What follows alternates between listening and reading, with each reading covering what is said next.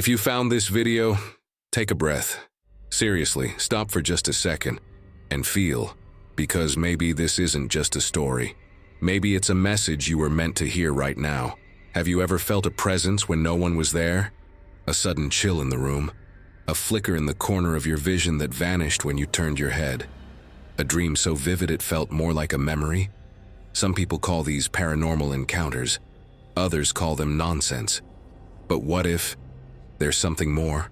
What you're about to hear isn't fiction. It's a real account, told by someone who stepped beyond the edge of the known world, not to chase glory, but because something was calling him from beneath the ice. Today, on The Other Side Speaks, we'll dive into one of the most chilling and mysterious stories ever shared on this channel. A journey into Antarctica, and the discovery of a lost city buried deep beneath the snow. But that's not the end.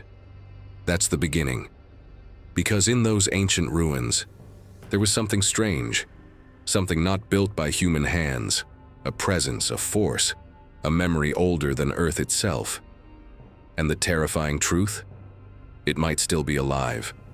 This is a story filled with real ghost stories, supernatural experiences, mysterious apparitions, and forbidden knowledge. It's not just about what they found, it's about what followed them back. Before we begin, let me ask you something. Have you ever experienced something you couldn't explain? A dream? A sign? A presence that felt too real to be coincidence? If stories like this speak to you, if you've ever felt that maybe we're not alone, please take a second to like this video and subscribe to the channel. A lot of people watch our content but haven't subscribed yet, and that simple click means the world to us. It helps us bring more true, transformative experiences to light. And more than that, it makes you part of this community. A community where the impossible is spoken, where the stories aren't just told, they're felt. So stay with us until the end, because maybe, just maybe, the last part of this story is what your soul's been waiting for. You know, some memories just refuse to leave. They linger like a scent in an old coat, a fragrance you can't place, but that reminds you of something lost, or someone. Sometimes, madness doesn't begin with screaming. It begins with silence, a whisper that curls into the corners of your mind, convincing you that maybe it's the rest of the world that's broken. Because what if madness isn't chaos but a different kind of logic, one that makes perfect sense, just not to anyone else? Like a dream where you're flying and everything feels real, down to the wind on your face and the sound of your heartbeat in the clouds. You wake up and suddenly it's all absurd, but for a moment you believed. And belief, that's the real crack in the foundation, isn't it? Ethan wasn't always like this. Back when he wore a uniform, he had purpose, discipline, obedience. He followed orders like clockwork, never asking why, just moving forward, always forward. But wars don't end when the bullets stop. Sometimes, what's left behind is worse than blood or screams. Sometimes it's silence. The kind of silence that hums behind your eyes when you lie awake at 2 a.m., wondering what you're even alive for. After the army, Ethan drifted, bouncing from one job to the next. Bodyguard, night watch, security detail. He moved like a ghost in his own life, invisible even to himself. And maybe that's why, when the opportunity came, he didn't ask questions. He just said yes. Because someone finally looked at him and said, "You're the one I need." Madness, real madness, isn't loud. It's soft. Soft like the snow that covers something ancient and forbidden. Soft like the whisper of a ghost presence just out of sight. The kind of madness that wraps itself around logic like ivy around a gravestone. Ethan didn't think he was losing his mind. Quite the opposite. For the first time in years, things felt right. There was purpose, a mission, and a sense that something bigger, something hidden from the world, was reaching out to him. Words like forbidden history, supernatural events, haunted experiences, and mysterious apparitions were never spoken out loud. But they echoed between the lines of the invitation. That dinner, that man, that offer. It all felt like fate, or something pretending to be fate. The real horror, Ethan would later realize, wasn't the city made of obsidian rising out of the Antarctic ice. It wasn't the ancient alien ruins, the unexplainable phenomena, or even the interdimensional portal they found buried beneath the snow. The real horror was how normal it all felt, how logical, how right. Because when your soul has been starving long enough, even poison tastes like salvation.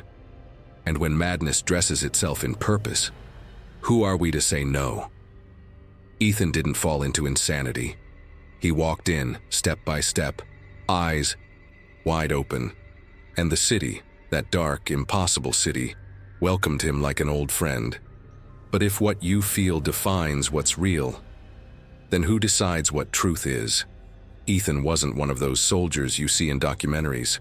No medals on the wall, no heroic stories passed down in bars or funerals. He was quiet, efficient, forgettable even. A man built for obedience, not glory. He did what he was told, kept his boots polished, kept his thoughts to himself. But after the war, that same silence turned into something darker. He had returned to a world that no longer had a use for men like him, men who followed blindly, without asking. The structure that once held him together had vanished, and in its place was only noise, internal, grinding noise, like static crawling under the skin. He tried to reintegrate, took up small jobs, bouncer at a strip club in Detroit, private security for a hedge fund manager in Houston.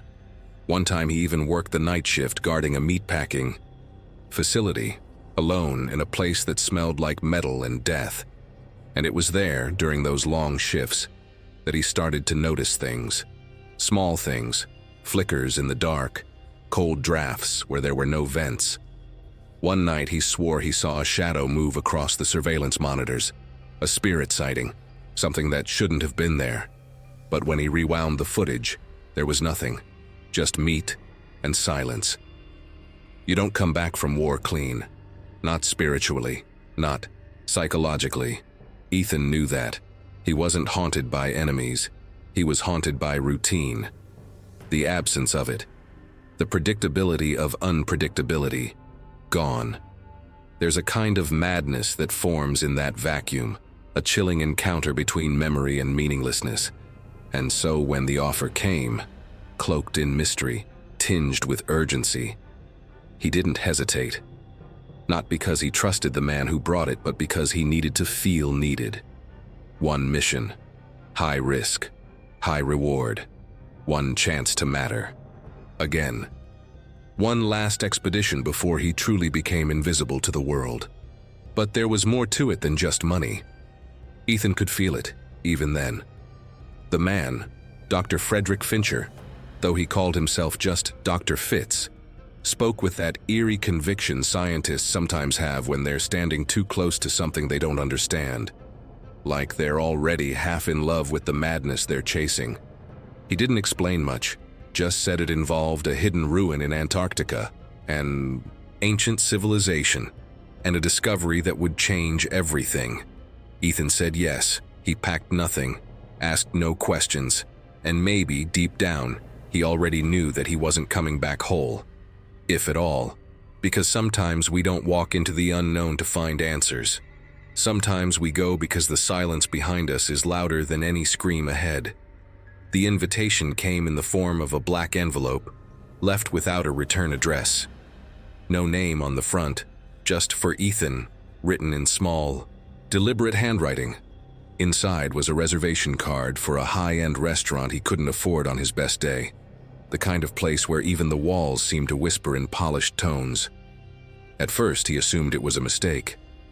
Then he saw the signature at the bottom, Dr. Frederick Fincher. Ethan remembered the man's eyes, not curious, not kind, just precise. Like someone who had already decided your role in something you didn't understand. When he arrived, the maitre d' greeted him like an old friend, led him past tables of murmuring elites and violin music that felt too slow for comfort. Fitz was already seated, drinking something dark and expensive. He smiled like someone who had waited a very long time for this exact moment. "You came," he said, as if it had never been in question. The conversation started with flattery. Dr. Fitz recited details from Ethan's military record, operations that were sealed, names that shouldn't be known. He knew everything. Where Ethan had served, who he had protected, the time he got shot in the shoulder during a mission that technically didn't exist. "I've been looking for someone like you," Fitz said, eyes gleaming. "Someone who follows orders, someone who understands silence." Then came the offer. A single expedition, duration unknown, destination Antarctica, compensation equivalent to a year's salary, paid up front. "It's not a rescue mission. It's not military," Fitz assured him. "It's exploratory, scientific, historical." But the way he said those words made Ethan's stomach twist. "We've found something. Or rather, something has found us." That's when the mood shifted. The music faded into background noise. Fitz leaned forward, lowering his voice. He spoke of haunted structures, undocumented ruins, symbols not found in any known language. A lost city, hidden for millennia under the ice, suddenly exposed by a freak climate shift. "It's not on any satellite image," he whispered, "and there's a reason for that." Ethan could feel it in his bones, that slow, gravitational pull toward the unknown, the kind that feels spiritual, or dangerous, or both. The idea of traveling to a place no one was supposed to find, of stepping foot inside a forbidden zone whispered about in classified circles, gave him a sense of weight again, of relevance. He didn't ask about the danger. He didn't ask who else was going. He just nodded. Somewhere in the back of his mind, he registered that the lights above their table flickered, ever so slightly, once then again. Like something unseen had passed through. He ignored it, or tried to, but years later, in the dead of night, when sleep came like a stranger, he'd remember that flicker, and the way Fitz had smiled, as if he knew what Ethan had just felt, and what was waiting for him in the snow-covered dark. There was no time to pack, no checklist, no goodbyes. Ethan was taken directly from the restaurant to a private airstrip on the outskirts of the city, where a small, unmarked plane waited on a dimly lit tarmac. It was the kind of jet that belonged to governments or corporations with secrets too large for commercial flights. Inside, the air smelled of leather and old metal, the kind of cold that settles in your bones and whispers that you're leaving something behind. Not just geography, but safety. Reality, maybe. He wasn't alone. There were two others. Dana, a linguist with tired eyes and calloused hands, the kind of woman who looked like she'd lived 1,000 lives and survived each one by sheer intellect. She didn't speak much, but when she did, her voice was sharp, clipped, measured. The other was Vincent, a former demolition specialist, broad, quiet, and constantly tapping his fingers against his knee, a nervous rhythm Ethan would later recognize as his way of staying sane.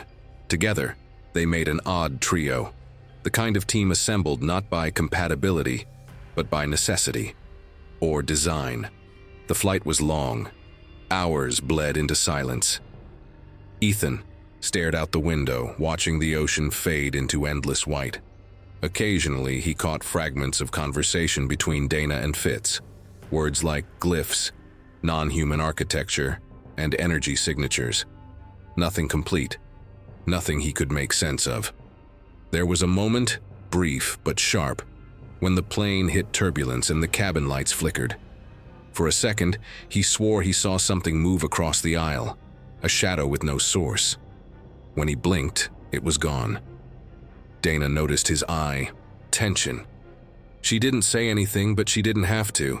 Her eyes said, "You're not imagining it." Somewhere over the Southern Ocean, the clouds thickened and the radio went silent. Fitz didn't seem alarmed. In fact, he looked almost pleased. Ethan, however, felt it in his gut, that low, rising hum of dread, like the world was holding its breath.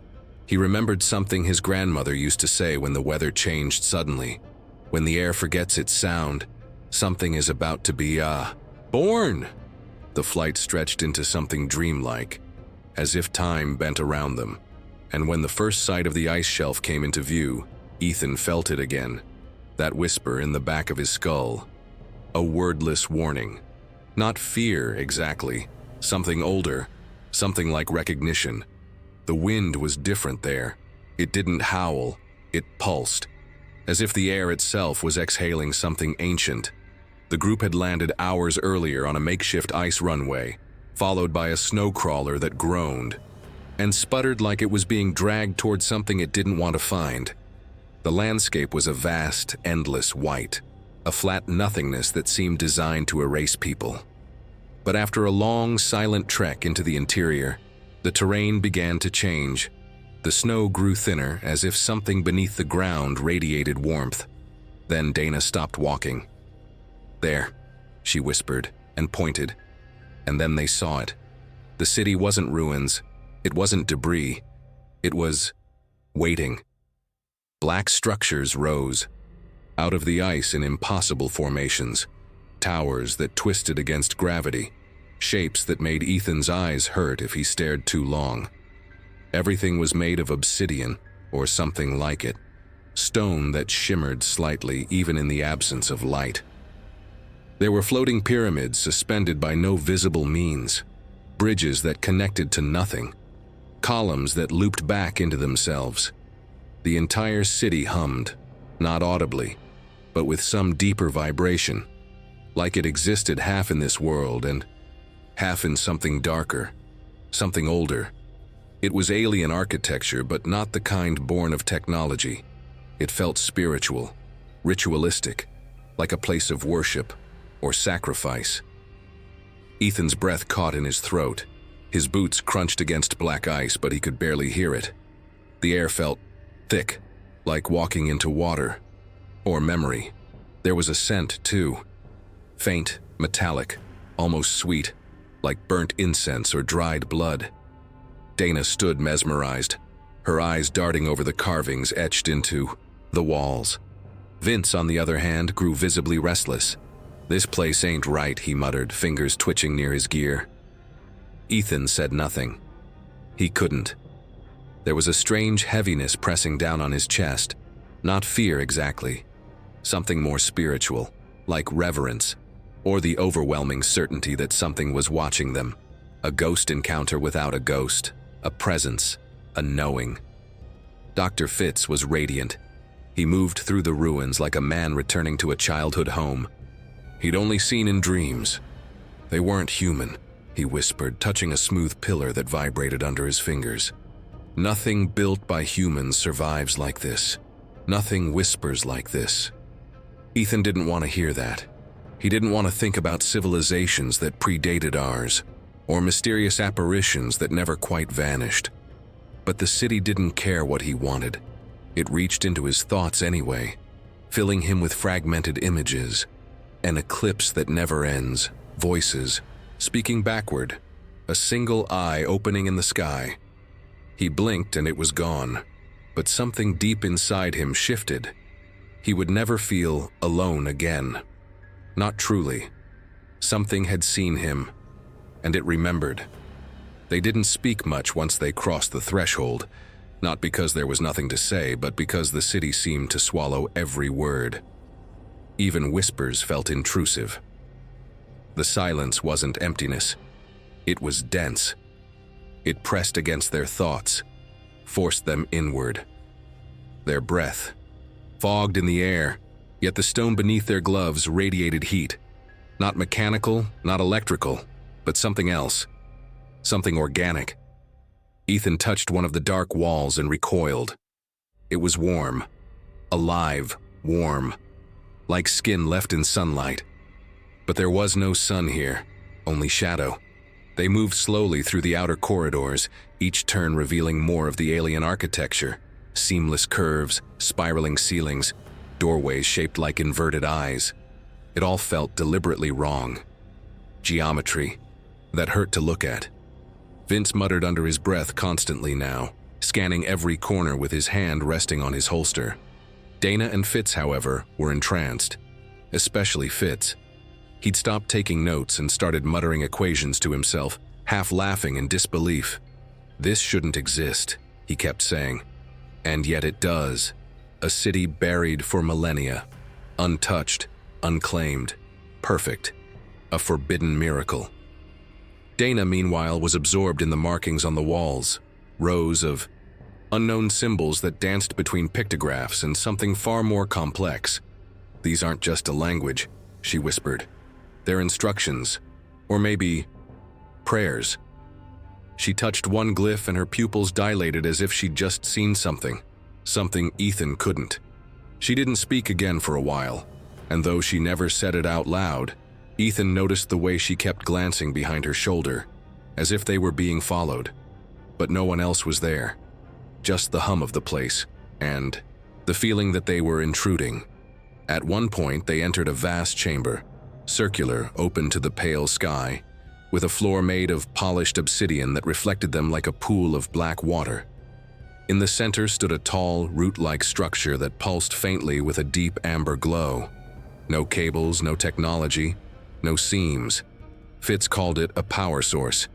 Dana said it looked like a ritual altar. Ethan didn't say anything, but he felt it. A faint vibration underfoot, like a heartbeat buried, miles beneath the stone. The city wasn't dead. It was sleeping, watching, waiting. And every step they took was a soft knock on a door that should never have been touched. The warmth in the city didn't fade. It intensified. Not like central heating, not like fire, but like being inside a body. The walls breathed heat in slow, rhythmic pulses, as though the stone itself exhaled. Ethan first noticed it when he leaned against a column and felt it respond. Not move, not shift. Respond. A subtle tensing, like muscle beneath skin. Vince refused to touch anything after that. "This place ain't stone," he said, shaking. "It's something else. It's like we're in the rib cage of something that's still dreaming." They found corridors that twisted back into themselves, rooms with no entrances but perfectly symmetrical walls. And still, that low hum persisted, too deep for their ears, but loud enough to rattle the backs of their teeth. At one point, Dana leaned down to examine a fissure in the floor. She said she heard something inside it. A voice. Not language, not sound, just intention. When Ethan asked her to explain, she just looked up at him with a face gone pale and whispered, "It knows we're here." There was no doubt in her voice, only awe or fear. Maybe both. Fitz was long past caution. He was euphoric now, touching everything, murmuring nonsense, calling out to something he couldn't name. "This isn't just a ruin," he said. "It's an organism, a vessel, a temple, or a god." His voice trembled with something dangerously close to worship. Ethan watched him like a man watches a fire spread through dry grass. Not shocked, just helpless. Fitz had always sounded scientific, but now he sounded like a zealot. The line between genius and devotion had blurred. This wasn't just discovery anymore. It was fanatical reverence, scientific obedience to something that defied science. And still the city pulsed. With every hour, the heat rose. Ethan's thoughts began to bend. Time blurred. Memories surfaced uninvited. He started to remember dreams he never had. A figure standing beneath a red sky. A tunnel carved in flesh. A child crying in a language he didn't understand. The deeper they went, the harder it became to believe this was exploration. It felt more like digestion, as if the city were slowly drawing them inward, breaking down their minds before taking whatever it truly wanted. There are places not meant for us, cities that live not in space, but in memory, in madness, in myth. And Ethan could feel it now, pressing into the softest parts of his soul. Whatever was here before never left. The symbols were everywhere, carved into the walls, etched into ceilings, arranged in spirals on the floor. Some were massive, stretching across entire archways like celestial maps. Others were no bigger than a fingernail, tucked into corners, hidden in shadows, symbols that seemed to move slightly when you weren't looking. At first, Dana cataloged them like a linguist. She took photos, sketched copies, made notes, but her method quickly shifted. She began to trace them with her fingers, not out of study, but ritual, as if touch mattered more than meaning. She no longer translated, she listened. "They're not just words," she told Ethan one night. Her eyes were red from lack of sleep, her voice calm in a way that chilled him. "They're vibrations, memories, triggers." She claimed the symbols were reacting to her thoughts, that she could feel them, pulling ideas from her mind and offering something back. Fitz was worse. He had stopped sleeping entirely. He wandered the corridors like a man in a trance, whispering fragments of languages no one recognized. "This isn't communication," he said. "It's resonance, alignment. We're not reading them. They're reading us." There was one chamber they kept returning to, a kind of inner sanctum, where the walls were completely covered in layered symbols, interlocking and morphing. The moment you stepped inside, it felt like walking into another frequency. The air tightened. The pressure behind your eyes built. Ethan hated it. But Dana wept the first time she stood in the center. Not from fear, from awe. "I saw them," she whispered later. Or, "I remembered them." When Ethan asked who, she just said, "Not people, not really. Something older, something watching us through the cracks." Mysterious apparitions, spirit sightings, chilling encounters that couldn't be explained. Fitz began referring to the symbols as keys, not metaphorical ones, but literal. He believed they could open something, activate something. Dana started talking about rituals, about the architecture being more than functional, that it was designed to channel something, to summon or contain. Ethan's tolerance wore thin. "You're not scientists anymore," he snapped. But neither of them heard him. Or if they did, they no longer cared. The knowledge was too intoxicating. Their curiosity had become worship, and Ethan began to understand. The real danger wasn't what they might find. It was what they might become by looking too closely. They found the chamber by accident, or maybe it found them. Vince had noticed a draft coming from a seam in the obsidian wall near the central hall. A breeze that carried the scent of something old and wrong. Dust, incense, rot, and ozone. They pushed gently, and the wall gave way like skin under pressure, revealing a narrow passage they hadn't seen before. Led them into a space buried deep beneath the main city. Colder, darker, and somehow quieter. The kind of quiet that makes your ears ring. Ethan felt a tremor in his gut the moment they crossed the threshold, like crossing a line in the snow you were never meant to find. The room wasn't large, but it felt vast. The walls were lined with ancient frescoes, painted in deep reds and greens that hadn't faded, because they weren't paint. The images showed hybrid figures, half human, half something else. Serpentine limbs, elongated skulls, mouths in the wrong places. And in the center of it all was the altar, a monolithic structure of dark glass and stone, carved with the same unknown symbols they had seen before, but now arranged in perfect concentric patterns. At the base, a depression in the stone, like something once rested there, or still did. Dana went rigid. "It's a gate," she said, barely audible. Not a metaphor, a literal one. Fitz stood beside her, eyes shining with manic devotion. A portal to another place, another consciousness, another dimension.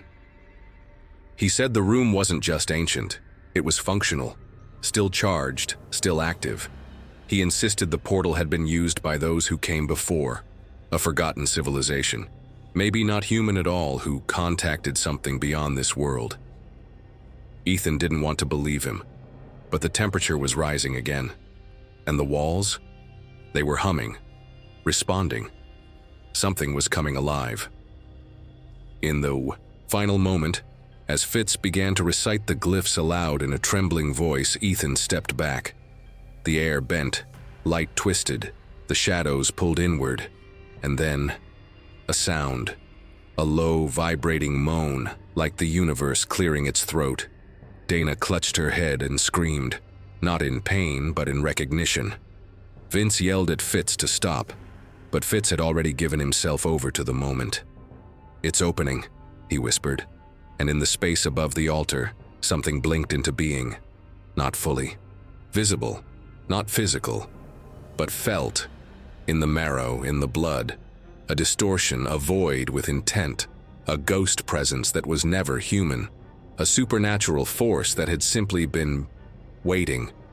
At first, it was just a vibration in the floor, faint, like a heartbeat buried under miles of stone. Then came the sounds, not echoes, not the wind, something deeper, groaning metal, distant cries, a low rumble like tectonic plates grinding in prayer. Ethan felt it before he heard it, a trembling behind his, ribs like the city had reached inside and wrapped fingers around his spine. Dana fell to her knees, clutching her head, whispering over and over, "It's awake, it's awake, it's awake." Fitz stood motionless, facing the altar, pupils blown wide. "Do you hear it?" he asked, voice hollow. "It's singing." But there was no melody, only madness. A rhythm without tempo, a call that didn't use words but thoughts. Ethan tried to pull him away, but Fitz didn't move. His body was still, but something behind his eyes was moving fast, too fast. His mouth opened and he began to murmur in a language no one taught him. Dana screamed.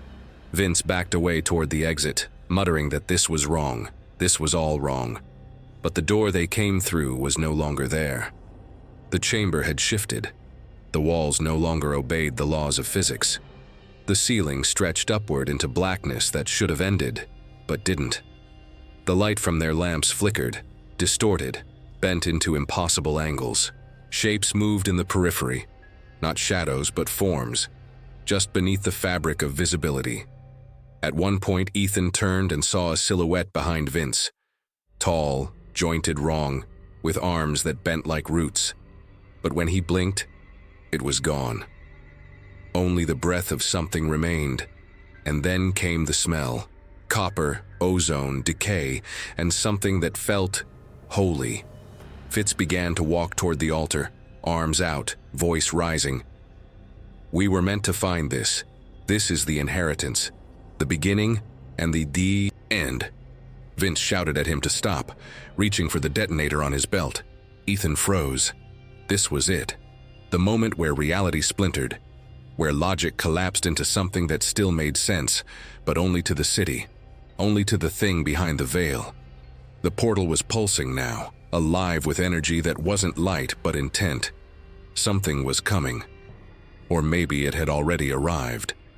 And all that remained was to witness what the city had kept hidden for millennia. A terror not made of flesh, but of thought, vast, intelligent, and hungry.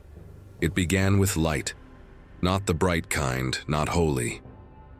This was something else, a flicker of anti-light, like the color of forgetting. It bled from the altar and shimmered in the air like heat off asphalt. Fitz stood before it, eyes wide, mouth open, trembling. His voice broke into sobs and praise. "It's beautiful," he whispered. "It's endless." But Ethan saw none of that. What he saw was a shadow behind the glow. Not a shape, but the idea of one. It didn't move, yet it pulsed. It didn't speak, yet he understood. Not words, just meaning. And that meaning was pain. Dana screamed. Her scream didn't echo. It was swallowed. The chamber absorbed it like breath into lungs. Vince didn't wait. He ran forward, shoulder-checking Fitz to the ground, and pulled the detonator from his coat. "We're not dying here for your damn discovery," he shouted. The floor cracked beneath them, not from explosion, not yet, but from pressure. Something vast was pressing upward from beneath, not rising, unfolding. Ethan grabbed Dana's arm and pulled her back, but she resisted, eyes locked on the portal, lips moving in silent prayer. "I see them," she murmured. "They're still alive, inside it, waiting." Vince pressed the trigger. The sound was unreal, like glass screaming. Fire bloomed, but it was swallowed by the chamber almost instantly. The explosion shook the entire city. Pillars collapsed, glyphs shattered into shards of light, and something howled. Not from pain, but rage. A cosmic creature, part memory, part nightmare, clawing through dimensions that should never touch. Ethan grabbed Dana again, this time with force, dragging her from the collapsing room as Fitz laughed, even while debris buried him. "It's awake," he shouted one last time, "and it remembers." As they ran, the architecture shifted, no longer responding to logic or gravity. Doors vanished, stairs led to ceilings. The city itself was breaking apart, or transforming. Behind them, the portal pulsed one final time, not in light but in emotion, sorrow, hunger, longing. And then it collapsed inward, taking part of the city with it. When Ethan and Dana finally emerged into the pale Antarctic air, they didn't speak. The sky had turned gray, the snow had begun to fall again, but it no longer felt like snow. It felt like ash. Something had been burned away, not just stone, but part of them. They didn't run at first. They staggered, stumbled. The ground behind them shook like a living thing having a seizure, a groan rippling across the ice as if the continent itself was protesting. Dana clung to Ethan's arm, bleeding from her temple, eyes wide and unfocused. She kept whispering a string of syllables he couldn't understand over and over, like a mantra, like she was still in contact with it, with them. Ethan didn't dare ask what she saw. He just kept moving, each step through the snow heavier than the last. Behind them, the city groaned, one final time, then began to sink. Not collapse, descend, as if pulled back underground or drawn inward by something deeper than gravity. Towers folded into themselves, bridges disintegrated, obsidian melted like wax under an invisible flame. The portal chamber was gone, swallowed into blackness. The heat faded. The unnatural silence returned. But the feeling, the ghost presence, the sense of being watched, never left. Ethan didn't look back.